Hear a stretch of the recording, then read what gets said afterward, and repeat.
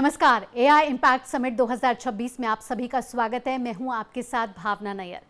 भारत विश्व की सबसे बड़ा लोकतंत्र है और दुनिया की चौथी बड़ी अर्थव्यवस्था बन चुका है। एआई के क्षेत्र में भारत तेजी से आगे बढ़ रहा है और एआई इम्पैक्ट समिट 2026 की मेजबानी भी करने जा रहा है।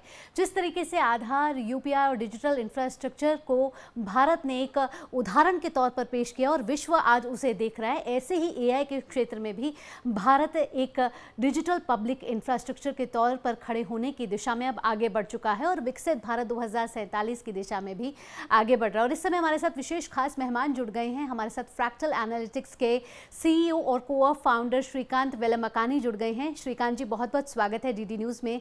धन्यवाद भावना जी। सबसे पहला सवाल आपसे सर यही कि भारत ने यूपीआई और आधार के जरिए डिजिटल पब्लिक इंफ्रास्ट्रक्चर का ग्लोबल बेंचमार्क सेट किया है। क्या एआई को भी उसी तरह ओपन, इंक्लूसिव और स्केलेबल पब्लिक इंफ्रास्ट्रक्चर के रूप में बिल्ड किया जा सकता है और इसमें भारत की यूनिक स्ट्रेंथ क्या होगी? बिल्कुल किया जा सकता है। जो भारत की सबसे बड़ी सफलता आधार और यूपीआई में ये है कि ये हर नागरिक को, हर भारतवासी को उपलब्ध है। अगर ऐसा ही हम अगला लेयर उसके ऊपर बनाएं, जो कि एक इंटेलिजेंस लेयर होगा, अगर जिस तरह से हमें अभी आइडेंटिटी के लिए आधार और पेमेंट्स के लिए यूपीआई यूज करते हैं, अगर हर नागरिक और हर भारतवासी को अगर एआई बेस्ड सर्विसेज अवेलेबल हो, ना सिर्फ हेल्थ केयर में, बल्कि एजुकेशन में, बल्कि हर गवर्नमेंट सर्विस इजीली एक्सेसिबल हो, ये हो सकता है और ये बिल्कुल मुमकिन है। और भारत का सबसे बड़ा इसमें एडवांटेज ये है जी, कि ये 140 करोड़ की पॉपुलेशन में उपलब्ध किया जा सकता है। इसके साथ आपसे ये भी पूछना चाहूंगी कि फ्रैक्टल एनालिटिक्स डिसीजन इंटेलिजेंस में एक अग्रणी भूमिका निभा रहा है। आज आप किस एआई मॉडल्स या सिस्टम पर काम कर रहे हैं? खासतौर पर देखा जाए, मैंने आपके बारे में पढ़ा मैथ्स, लाइफस्टाइल और हेल्थ जैसे क्षेत्रों में आप काम कर रहे हैं। क्या एआई इम्पैक्ट समिट 2026 में हमें फ्रैक्टल की तरफ से कोई नए एआई सोल्यूशन या विजन की झलक देखने को मिलेगी? बिल्कुल। फ्रैक्टल एंटरप्राइज एआई में काम करता है, दुनिया के बड़े से बड़ी कंपनियों को हेल्प करता है कि वो ग्रो करें अपने बिजनेस को, वो रेलेवेंट रहें और मोर प्रॉफिटेबल बन जाए और उनके डिसीजंस में एल्गोरिदम्स और एआई यूज किया जा सके। भारत के लिए हम इंडिया एआई मिशन में पार्टिसिपेट कर रहे हैं और यहाँ पर हमारी कल्पना यह है कि हम भारत के लिए ऐसा हेल्थ केयर मॉडल बनाएं जो 140 करोड़ सारे नागरिक, सारे भारतवासियों को मिले और एक नया स्टैक बने यूपीआई और आधार के ऊपर। इस तरह कि कोई भी, जैसे कि आप ई संजीवनी देख लें या आयुष्मान भारत देख लें या फिर आरोग्य सेतु देख लें, भारत ने इतने सारे हेल्थ स्टैक के एलिमेंट्स बना दिए हैं। क्या इन सब एलिमेंट्स को जोड़ा जा सकता है और उसके ऊपर ऐसा इंटेलिजेंस लेयर ऐड किया जा सकता है ताकि हर नागरिक को, जैसे वो डॉक्टर से मिलने से पहले, जी, डॉक्टर मिलने से बाद, अपने मेडिकल रिपोर्ट्स, ये सारे यूज करके ये आराम से और फ्री में ये सारे सर्विसेज उपलब्ध किया जाए। ये हमारी कल्पना है और ये हम दिखाना चाहते हैं इम्पैक्ट समिट में भी। बिल्कुल। इसके साथ साथ हमने देखा कि फ्रैक्टल एनालिटिक्स का आईपीओ भी आ चुका है। एक स्ट्रॉन्ग सिग्नल है कि एआई अब सिर्फ टेक्नोलॉजी में नहीं, मार्केट शेयर में भी आगे बढ़ता हुआ नजर आ रहा है। कैपिटल मार्केट में किस तरीके से एआई की स्ट्रेंथ आप देख रहे हैं? देखिए, एआई इतनी ट्रांसफॉर्मेशनल बड़ी टेक्नोलॉजी है कि दुनिया के हर कंपनी इससे चेंज हो जाएगा और ये परिवर्तन न ही कंपनीज में, बल्कि जिस तरह से हम काम करते हैं हर दिन, ये बिल्कुल चेंज हो जाएगा। सो जो एआई कंपनीज होंगी, ये काफी बड़ी कंपनीज बनेंगी और ये पब्लिक भी होंगी।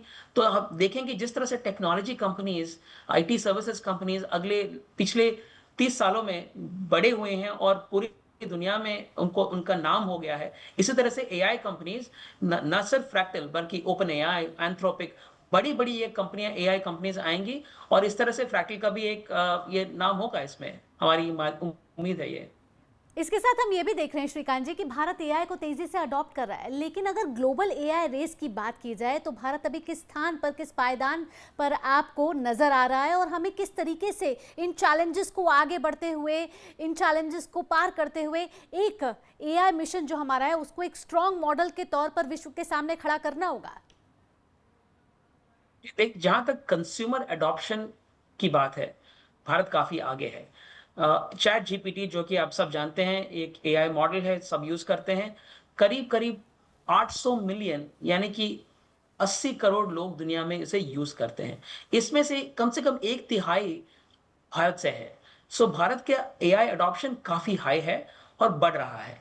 लेकिन जहां तक देखेंगे कि भारत की कौन सी ऐसी कंपनियां हैं जो एआई मॉडल्स बना रही हैं और भारत के कितने कॉर्पोरेशंस हैं, कंपनीज हैं जो एआई को एक्टिवली यूज कर रहे हैं, यहाँ हम अभी भी थोड़ा बहुत पीछे हैं। अगले कुछ सालों में, और ये एआई इम्पैक्ट समिट एक बहुत बड़ा मौका है कि भारत की कंपनी से दिखाएं कि वो एआई कैसे यूज कर रहे हैं और कैसे एआई बना रहे हैं। लेकिन मैं चाहता हूं कि अगले 3 से 4 साल में भारत की कंपनियां ऐसा मशहूर एआई बनाएं कि पूरी दुनिया उससे उससे इम्प्रेस हो जाए और भारत का नाम एआई में भी और बढ़ जाए। और बिल्कुल, लास्ट पॉइंट जिस मैं ये कहना तरीके से आप चाहूंगा, कह रहे हैं कि हमें उस एग्रेसिव स्पीड से आगे बढ़ना होगा, अगर हमें उन देशों के कंपैरिजन में आना है जो पहले से ही एआई में एक बड़ा रोल प्लेयर निभा रहे हैं। इसके साथ साथ श्रीकांत जी, मैं आपसे ये भी पूछना चाहूंगी कि एआई मिशन का एक और महत्वपूर्ण पिलर है, वो है एथिकल एआई। किस तरीके से प्राइवेसी, डीप फेक्स, ट्रस्ट और बायस, ये सारे चैलेंजेस हैं आज एआई क्षेत्र में जो कहीं ना कहीं डर पैदा कर रहे हैं। इन चैलेंजेस से डील करने के लिए भारत को किन मापदंडों की ज़रूरत है? कैसे एआई कंपनीज और आप जैसे जो महानुभाव हैं, विभूतियां हैं जो अभी प्रधानमंत्री नरेंद्र मोदी से भी मिली हैं, वो क्या सोच लेकर आगे बढ़ रही हैं? जी, एथिकल एआई और एआई सेफ्टी, और ये एक और शब्द यहाँ पर है एआई अलाइनमेंट। एआई अलाइनमेंट का मतलब ये है कि हम जो एआई से चाहते हैं वो एआई वही करे। ये अलाइनमेंट परफेक्ट होना चाहिए और सेफ होना चाहिए।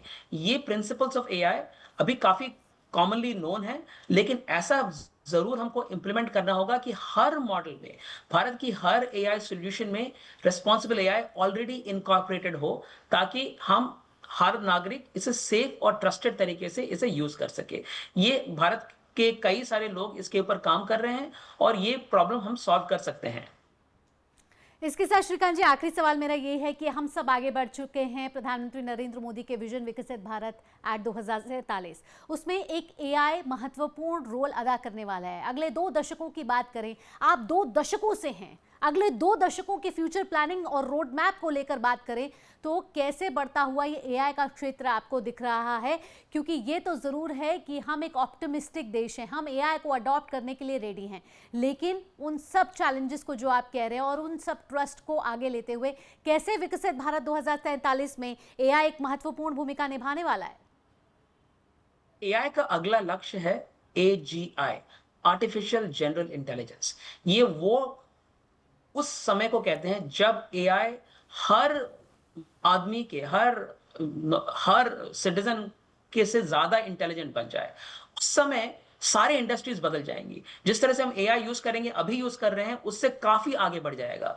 और इस समय it will be an economy of abundance. So अगर भारत एआई को हार्नेस कर पाता है, तो एजीआई तक ले जाता है, तो उसके बाद हमारे 140 करोड़ जो भारतवासी हैं उनके लिए ये बहुत ही अच्छा मौका होगा कि अपनी प्रॉस्पेरिटी, अपनी ग्रोथ, अपनी लाइफ सेटिस्फैक्शन सब बढ़ सकता है। तो ये इसके लिए हमको मेरी कल्पना ये है कि भारत नंबर 1 हो एआई में अगले 10 साल में, और एजीआई आते ही भारत के हर नागरिक को इससे फायदा हो जाए।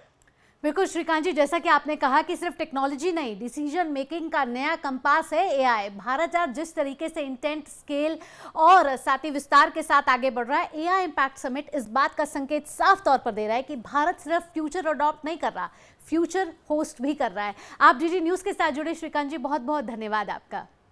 इसी के साथ श्रीकांत जी ने जिस तरीके से बताया क्लैरिटी, ह्यूमिलिटी के साथ कि भविष्य किस तरीके से आगे बढ़ रहा है एआई के क्षेत्र में, ऐसे में एआई इम्पैक्ट समिट 2026 का सब इंतजार करें। इसी के साथ इस विशेष पेशकश में इतना ही, दीजिए अनुमति। नमस्कार।